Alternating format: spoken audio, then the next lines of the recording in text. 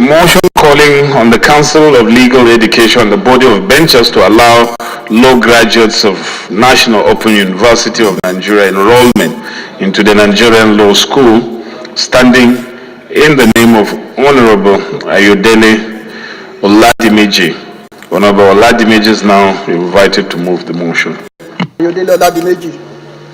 I represent Ado Ekiti, therefore the fellow to Federal Constituency, out of Ekiti State.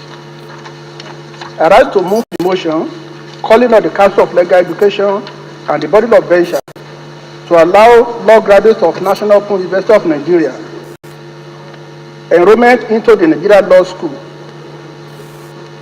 The House notes that the National Open University of Nigeria now is a federal open and distance learning institution, the first of its kind in the West African sub-region, and also Nigeria's largest tertiary institution in terms of student population intake. Aware that the now offers law as one of its courses and met the requirements for accreditation of its law faculty, and also has a good percentage of its law students as degree holders in various disciplines who chose to read law out of passion to further strengthen their subsisting professions. The House is also aware that the Council of Legal Education was established in 1962 to regulate, supervise, and be responsible for accreditation, control, and management of legal education in Nigeria. The House is concerned about the Council's policy that law should no longer be studied on part-time basis, despite the fact that many notable lawyers in Nigeria who studied law on part-time or through correspondence are doing exceedingly well in practice. And therefore, enforcement of the policy would deny law graduates of now admissions into the Nigerian Law School, an action that will be punitive. The House therefore resolves to 1. Urge the Council of Legal Education and Body of Bencers to revisit the decision with a view to allow graduates from the now to be admitted to the Nigerian Law Schools, and 2. Mandate the Committees on Tertiary Education and Services and Federal Judiciary to intervene in the matter with a view to ensuring that the Council of Legal Education rescinds the policy that disapproves of the Bachelor of Laws LLB degree program offered by the National Open University of Nigeria. I so move. Thank you. Memga Udende. I represent Katsina Ukum Logo Federal Constituency. I'm from Benue. I stand to second the motion as moved by my colleague. I so second. My name is Hon Ayodele Oladimeji. I represent Ado Ekiti, therefore the fellow Federal Constituency, out from Ekiti State. Mr. Speaker, my dear honorable colleagues, this motion seeks to call on the Council of Legal Education and Body of Bencers to allow graduates of National Open University of Nigeria admission into the Nigerian law schools. The Council of Legal Education has declared that the LLB degree program of this university is not recognized, and therefore law graduates of the school are not qualified for admission into Nigerian law schools. This is a policy. There is no known law that backs up the policy that graduates of this law program should not be allowed into Nigerian law schools. Statutorily, the legal education of a lawyer is not complete until he goes to the law school to complete his training. This university is a university set up by statute originated and approved in this Nigeria. The university was accredited by National University Commission (NUC) and has about 32 programs, that's courses, accredited, including law program. I want to believe that in the course of accreditation, NUC carried the Council of Legal Education along, because they have joint responsibility to see that this program is properly structured.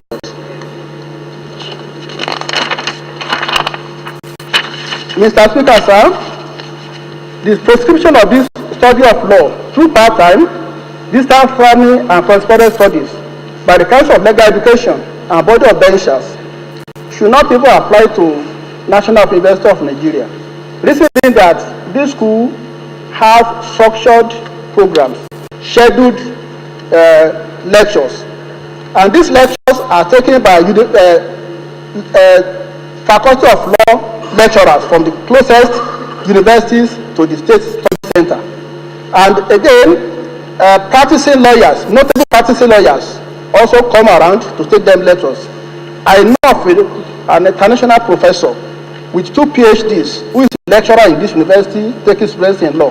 And I want to believe that the lecture such a lecturer gives them is reliable enough. Mr. Speaker, sir, I want to believe too that there is nothing wrong by studying law by part-time, distance learning, and correspondence studies. The principles remain unchanged. Only a self-disciplined, intelligent student can study through any of these processes and pass creditably well. Most of the people who are enrolling now for law program have acquired first degree, sometimes second and third degrees. As we speak, there's a professor of ghosting from University of Ibadan who is a student of law in this particular school. And I want to believe that such man knows what he's doing as a student in that university. There's no end to learning. It's only death that ends somebody's learning. Anybody can choose to study any program and add to his knowledge at any time, any day. Mr. Speaker, sir, I want to believe that we need to give this school, that's university, a very good support. This school, if well supported, can as well start to train people for West African countries and even African countries. Like for instance, we have Queen Mary University of London, which was admitted to the University of London in 1915. This school runs all courses, including law, except medicine and dentistry, for students all over the world, through a course to study the course study abroad program, which presently is running online, and this program has been successful for over 40 years. Mr. Speaker, sir, I believe there is nothing wrong if the Council of Legal Education conducts an entrance examination for all intending law school candidates. This will be a level playground for everybody to make them prepare very well. Mr. Speaker, sir, this policy of the Council of Legal Education and the Body of Bencers, I believe, is against the principle of democracy and social justice, in accordance with Section 14(1) of the 1999 Constitution as amended. Subsection 2A of this same section states that all states that sovereignty belongs to the people of Nigeria, from whom government through the Constitution derives its power and authority. These are Nigerians.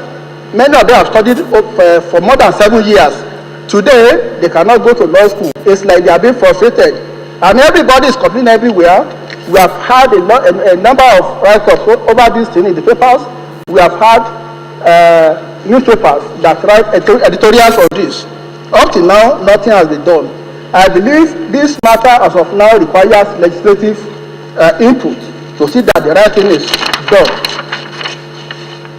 Mr. Speaker, sir, we have prominent Nigerians who have gone through the process of part-time correspondence studies and studied law in the past, and they emerged in flying colors and have occupied prominent legal positions in Nigeria.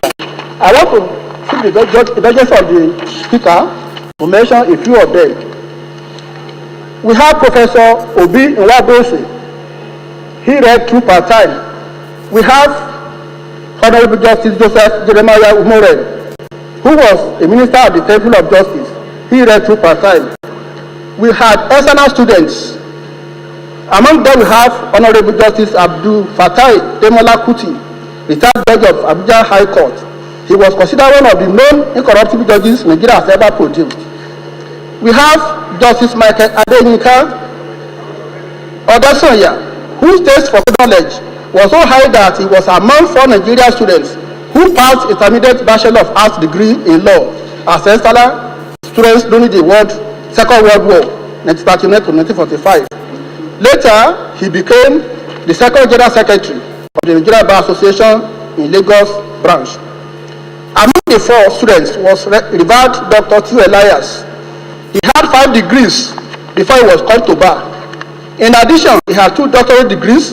He later became a professor in law. Attorney General for the Federation, Chief Justice of Nigeria, the African and black man, the first African and black man to head the International Court of Justice in The Hague. The third of them we have Dr. G.B.A. Kola. And fourth we had,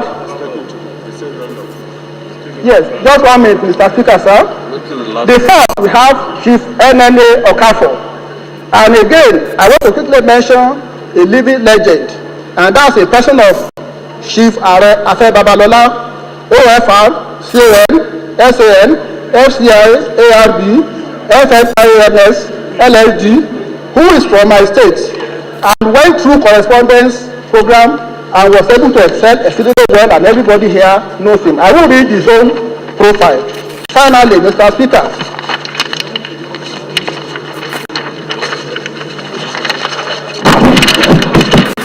finally, I want this honorable house to unanimously resolve and call on the Council of Legal Education and Body of Bencers to meet with National University Commission and the Nigeria Open University on how to regulate, modernize the law faculty of the university in order to allow the law graduates of National University of Nigeria enrollment into the Nigeria Law School. I so submit.